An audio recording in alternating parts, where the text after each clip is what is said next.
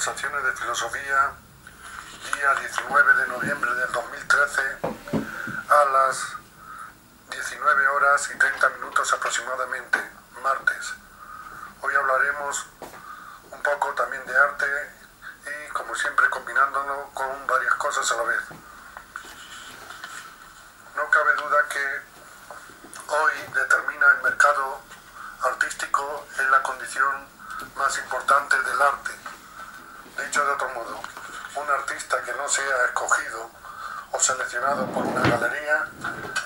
tiene muy pocas posibilidades de desarrollar su trabajo y de realizar una obra continua, un trabajo continuo. Pero incluso cogiéndote una galería, no es lo mismo una galería de primer orden o de segundo, de tercero, o de primer orden a nivel internacional, o de primer orden a nivel continental, o solo a nivel nacional. Por tanto, hoy, quizás como siempre, un factor esencial de una obra de arte es la galería o el marchante que la ha vendido o que representa a ese autor o ese artista. Esto no puede gustar, pero esto es así, de momento. Porque ese galerista, según la calidad o la categoría que tenga, pues puede acceder a otras galerías de su mismo nivel, a museos, a directores de revistas de arte, a programas de televisión, etc. Por tanto, cuando te entras en el mundo del arte o de la literatura y te das cuenta que condiciona mucho la industria cultural, o sea, el marchante o el editor, pues habría que volver siempre a la misma pregunta: si no se perderán autores y obras ya hechas de una cierta calidad, y sobre todo autores con ciertas obras que podrían haber hecho obras de mucha más calidad. Pero claro, eso nunca se va a saber, porque no las han hecho, porque no han tenido ese apoyo comercial, y las que hayan hecho pues irán perdiendo o destruyendo.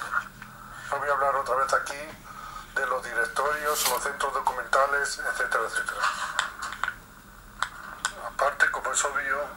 no se puede conservar todo, pero estamos en una nueva era tecnológica y por tanto ahora, al menos en fotografías, se podría conservar todo lo que se hace de primera, de segunda calidad, todo lo que el artista o el autor quiera enviar, digamos, a un directorio o un centro documental. Quizás no se conserve la obra, pero por lo menos se podría conservar fotografías, y en otros casos, en tantas fundaciones que hay, también podrían conservar obras de autores de segunda y de tercera y de cuarta calidad, que a lo mejor a nivel provincial o local podría servir para el estudio del futuro y la documentación. Unas cosas de las que se ve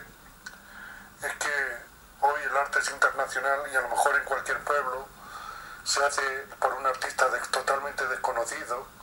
En un pueblo de 4 casas, pues alguien está haciendo un arte muy parecido a lo que se hace en Nueva York o en Pekín o en la India o en cualquier país del Islam o de África. Por tanto, la situación ha cambiado completa e integralmente. Por otro lado, a mí no me gusta criticar ni autores ni obras, porque yo creo que bastante tienen con hacerlo, pero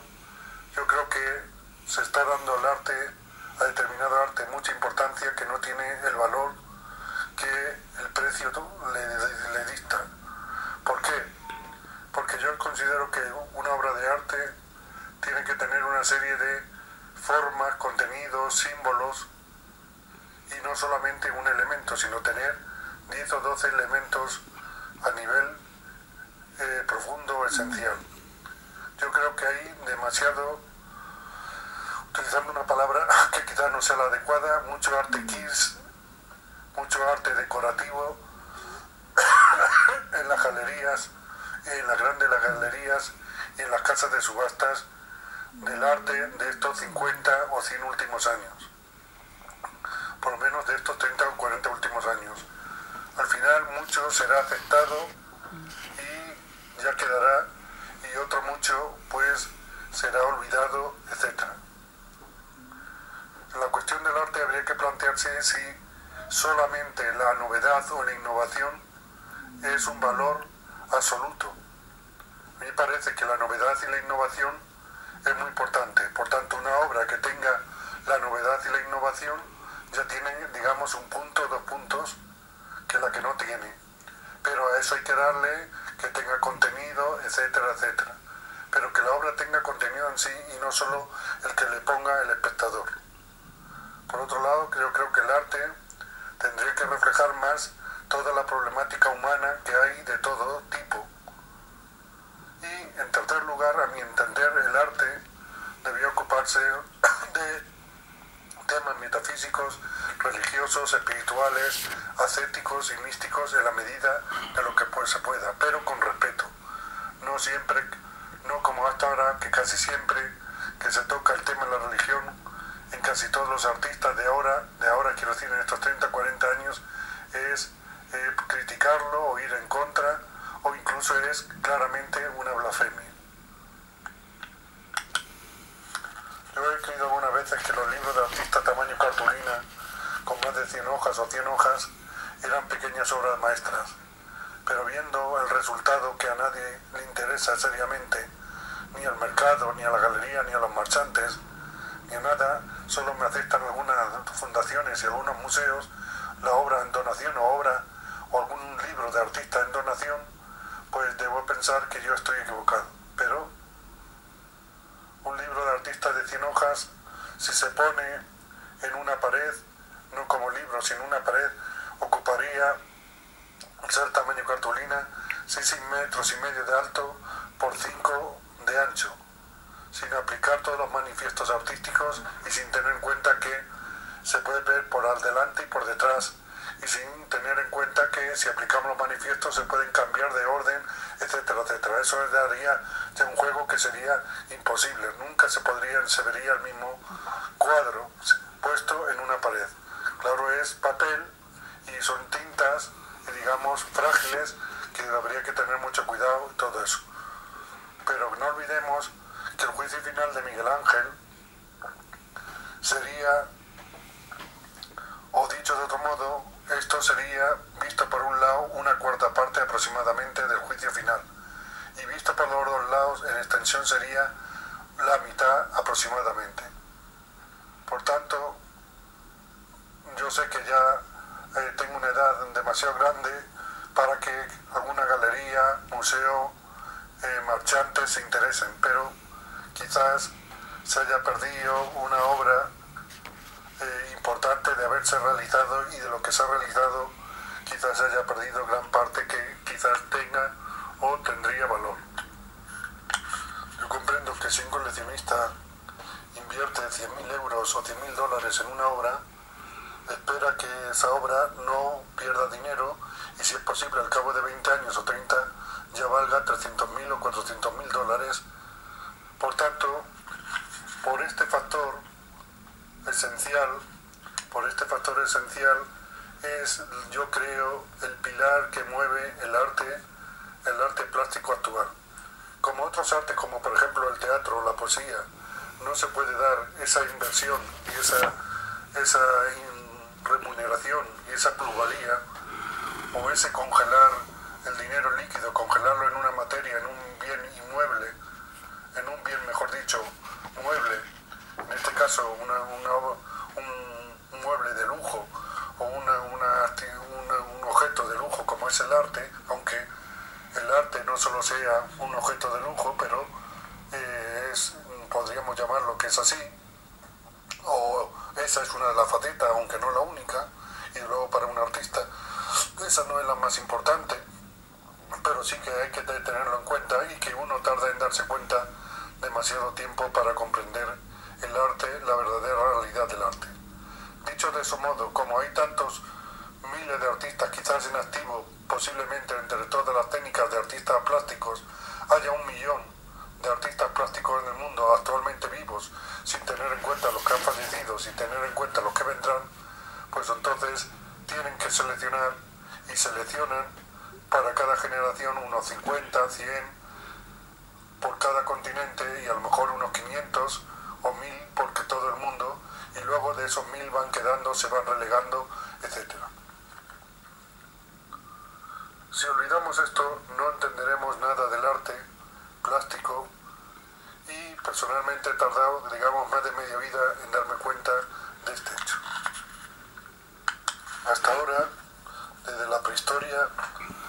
si podemos interpretar el arte de la prehistoria en mayor parte como arte mítico, místico o religioso o espiritual, o que tienen contacto con el mundo del más allá, hasta ahora podremos decir que las grandes obras, salvo alguna excepción, han sido obras religiosas o de carácter religioso de una cultura o de otra, de una civilización o de otra, o al menos las grandes obras siempre han tenido una vertiente inmanente y otra trascendente en sentido estricto. Por lo cual, aunque no se lleve, yo creo que ese arte espiritual es el más profundo que el hombre ha creado y para mí las grandes obras de la prehistoria apenas la hemos superado. Quizás las obras chinas clásicas llegan a tener ese grado de calidad que como las prehistóricas, y el arte mal llamado, siempre lo digo, lo repito, mal llamado el arte primitivo auténtico de culturas y civilizaciones actuales o de estos últimos siglos que se han conservado, también tendría ese nivel, lo que igual me lleva a pensar que el gran arte no lo estamos haciendo nosotros ahora, sino que ya lo hicieron y llegaron al máximo en la prehistoria y los pueblos primitivos lo han conservado o lo han seguido, y no siempre y no todos, sino en algunas obras, y el arte chino, por ejemplo, clásico, de las caligrafías, etcétera, etcétera, de los paisajes, y alguna parte del arte de otras culturas también podría llegar a tener ese nivel. Pero no sé si en la pintura, metiendo pintura y dibujo y grabado y todo eso, o el arte bidimensional, no sé si